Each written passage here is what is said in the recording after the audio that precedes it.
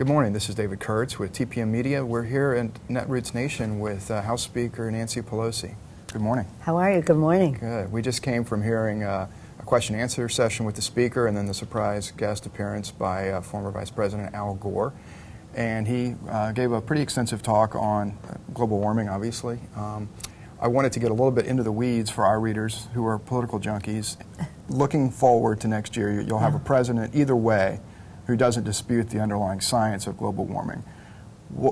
So obviously there will be some movement legislatively for the first time on this issue.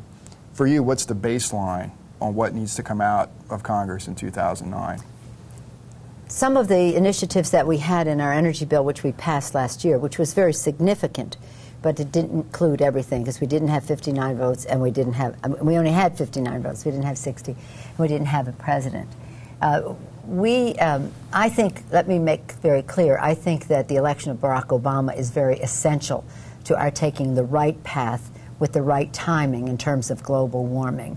Yes, it is important that both of them accept that global warming is a scientific fact, and that's hard to believe that we had a president for so long who only recently came to that realization. But the big challenge for us, in addition to having a renewable electricity standard, tax credits for solar, wind, biofuels, and others, some of which we hope to get done this year, but we will certainly get done next year. The big issue, of course, is the cap and trade. Until we move to that place, we really will not be addressing the issue in a way that is global and will make the significant difference that we have to reach our goals by 2050.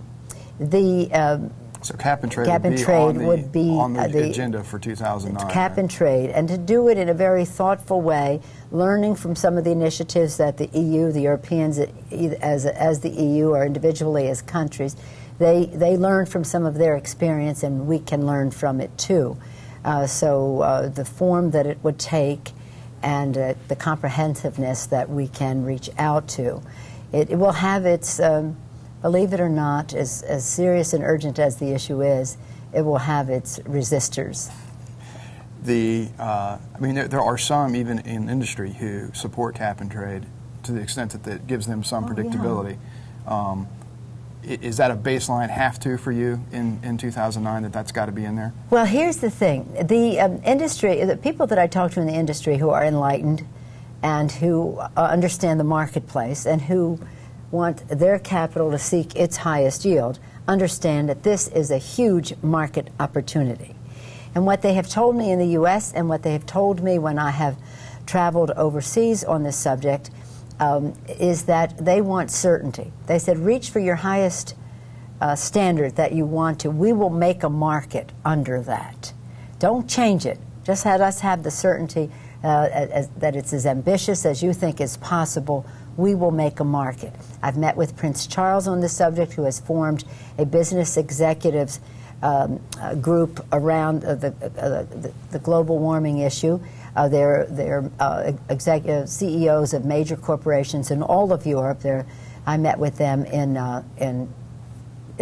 London at the Prince's request, because this, while we're coming at it from how we preserve our planet, and it's a big environmental issue, national security issue, economic issue, and the rest, for the business community, it is all of those things, and it is a market opportunity.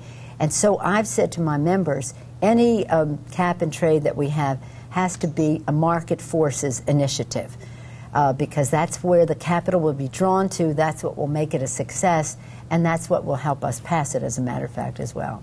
Shifting gears a little bit, Barack Obama arrived in Afghanistan this morning. He'll be going to Iraq this week. German newspaper reported today that al-Maliki has said, quoted him saying that the 16-month withdrawal table that Barack Obama is proposing makes a lot of sense with minor adjustments. Yeah. Have you had a chance to see that report yet? No, I just heard approximately what you just said in the news as I was coming over here. But I will be getting it. Well, my reaction is I have for a long time thought that it would be important for the U.S. government to sit down with the government of Iraq and talk about a timetable for redeployment out of Iraq. I've had these conversations myself as Speaker with al-Maliki on more than one occasion, but that doesn't that's not the executive branch. And so I hope that this opens the door for this administration, for the Bush administration, to say, okay, the situation is secure on the ground, as they're trying to convince us that it is. If it is, why can't we go home?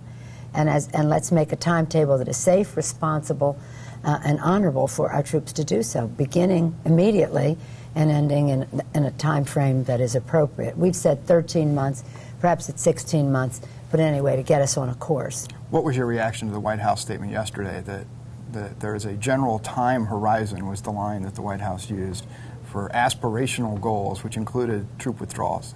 Does that sound like they're trying to dance around a withdrawal timetable and not go there, but essentially achieve the same thing? Well, let me be as diplomatic as I can be. There's no need for that. We don't like diplomacy. Same old. What are they going to say? They had not said anything, as a matter of fact. Aspirational goals, which means it could be 10 years. We've been there 2 years longer than we were in World War II as a country, with all of that commitment. 2 years longer we've been in Iraq. This administration knows that it could have made this same statement a long time ago.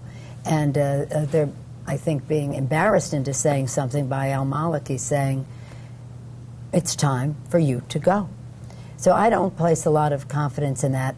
Let me say this. When I came into the office of Speaker of the House, my top priority was to end this war in Iraq. They were making statements like that, when we can go home, we will go home, and all of that. And what did they do? Institute a surge, which was supposed to create a secure period of time for the al-Maliki government to make the political change which would bring reconciliation to the country. The surge happened. They claimed the secure time happened, but it did not achieve its purpose, which was reconciliation. So I think this is just more of the same from the administration, knowing that the American people have long abandoned their support of this war, and now they're trying to sound, dare I say the word, reasonable, but I think it's just more of the same. You're here at Netroots Nation. Did you feel a little bit like Daniel in the Lion's Den with the FISA vote coming in? I mean, you seemed a little apprehensive at the beginning about the tone of the questions that you might get. No, I didn't. Look, I come to the Speaker's office as an advocate. I am an outsider who became Speaker of the House. I have my own impatience about how Washington works, and I'm trying to change that. And again, we couldn't end the war, but we will with the Democratic president, and that's why Barack Obama's election is so important. But I came here with the fullest respect for grassroots activism. That was my route to that's where I began. That began my path to the Speaker's chair, and I decided to run for leadership because I share the same frustrations that all of the people here did. I remember when I was in the Democratic Party as chair and this or that, we would be out there fighting and fighting and fighting, and then the elected officials would do something that was less than what we wanted, and they'd come home and get big applause at events, and we think, why are they applauding them? We're the ones who did all the work. And they didn't even end up doing what we wanted them to do. Now I have another appreciation for collaboration and getting the best you can out of it. But on the FISA vote, do you think that I mean, was that an election year expediency to get that passed and get that off the table? Well, I think we have to protect the American people. We have to protect the American people, and intelligence is a way to do that. We didn't have to have this bill, but the only alternative that was there, because of the actions of Democrats in the Senate, and I'll be very clear with all the respect I have for them, they put us in this situation where we only had a choice between the Senate bill, which was completely out of the question, and the alternative that we were putting forth in the House. The bill that we voted for, that overwhelmingly the Democrats, I think 100% supported, protected the American people, did so in a way that protected and defended the Constitution as well. The Senate didn't go for it. If it was a bill you didn't have to have, we do have to have it. Okay. Why we had to have a bill because everything had expired. Two reasons we had to have a bill. First of all, I don't have to tell you that the technology has changed since 1978. And there needed to be a modernization of the FISA bill, the Foreign Intelligence Surveillance Act. There had to be a modernization that recognized all the new technologies. A. B, so we had to have legislation that recognized that, and all the other legislation had expired. So what we wanted to do is have a bill that protects the American people, insist that it include all of the technologies, because what the administration wanted to do is say, well, it'll include email and it won't, the rest of the things we have authority to surveil, but in other words, bring it in all under the FISA umbrella. Bring it all under FISA because they wanted a lot of electronic communication to be outside of FISA. So understand the bad intentions of the White House when it comes to this surveillance. Again, as with everything with them, it was an excuse for them to use to expand the authority of the president, which they said he had inherently from the Constitution, but we wanted to remove all doubt. The FISA law is the sole authority under which to. So we had to have a bill. And there are those who say, well, stall it until next year and under a new. You still need 60 votes to bring up a new bill next year in the Senate, even though you have a Democratic president. And mind you, 17 of our Democrats voted with the Republicans to give them 60 votes. So I put this at the feet of the Senate Democrats, and then we have to support it, and they walk away from it. Do you know if the president attached a signing statement to the FISA bill once he signed it? Okay. I don't know. I do not know. But you know what? 107 days until the election. What is it until the inauguration? He'll be gone soon.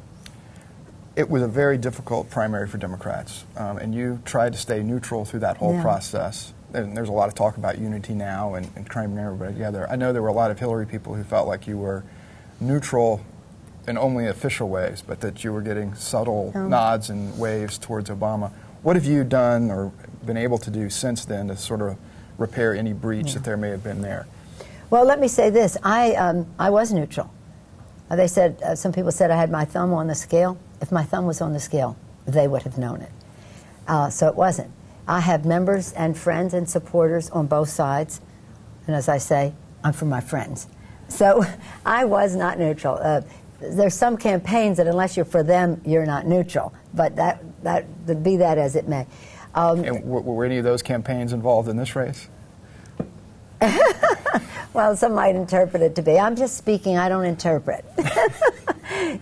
So have you had contact with Hillary since? Oh, yes. Since I invited Hillary to speak at the Democratic caucus.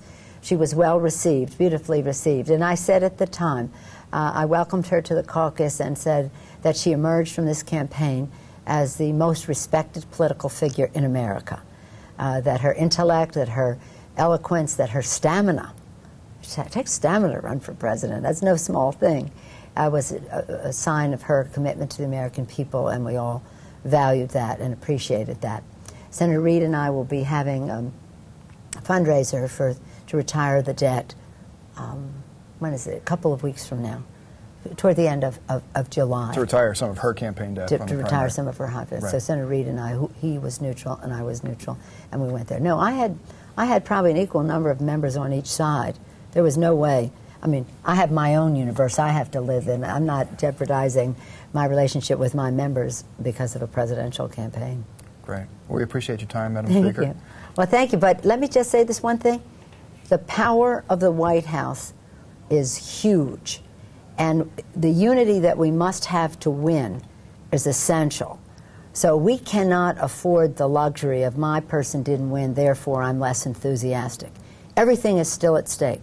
The Constitution, the budget deficits, the war, the economy, the strength of the dollar. There is nothing that this Bush administration has done successfully. This is a deep hole they have dug us in. It's a long way back, and the first essential to that is winning the White House. Great, thank you. Thank you. David Kurtz with House Speaker Nancy Pelosi at Netroots Nation for TPM Media.